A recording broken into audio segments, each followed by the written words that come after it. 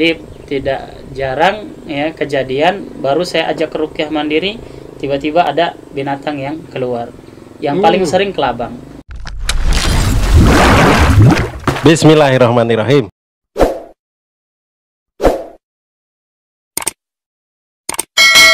Kasus paling berat, kasus sihir paling berat yang pernah antum tangani apa, Ustaz?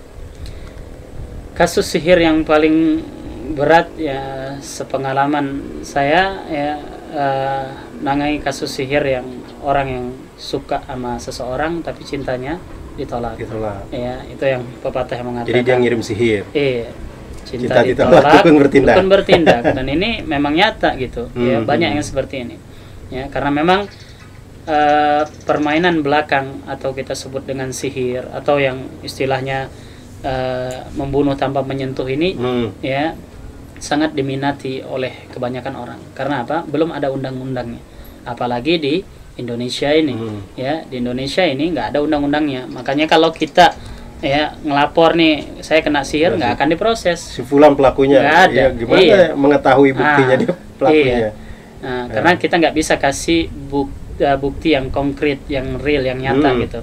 Tapi kalau dia mengancam-ngancam kita lewat chat WA atau Facebook, nah kita bisa ya print out, kita bisa kadukan perihal ini dan kita bisa tunjukkan orangnya. Itu bisa diproses. Tapi kalau kasus sihir murni atau santet maka ini nggak bisa. Itu orang itu yang di sihir itu gimana kondisinya Ustaz setelah kena sihir? Si perempuan itu. Ketika seseorang kena sihir pasti banyak yang berubah ya, mulai dari kondisi kesehatannya, sampai keluar jarum itu ada juga kejadian seperti itu. Ada nyata itu ya, nyata ya? Bahkan terkadang kalau saya ciri khas saya kalau sebelum meruqyah seseorang ya, saya ajak untuk ruqyah mandiri. Saya ajarkan bagaimana caranya meruqyah diri kita sendiri. Nah, nanti fungsinya buat dirutinkan setiap hari. Jadi nggak ketergantungan sama nggak mengandalkan peruqyahnya saja. Nah, bahkan bisa bantu orang-orang terdekat terdekatnya.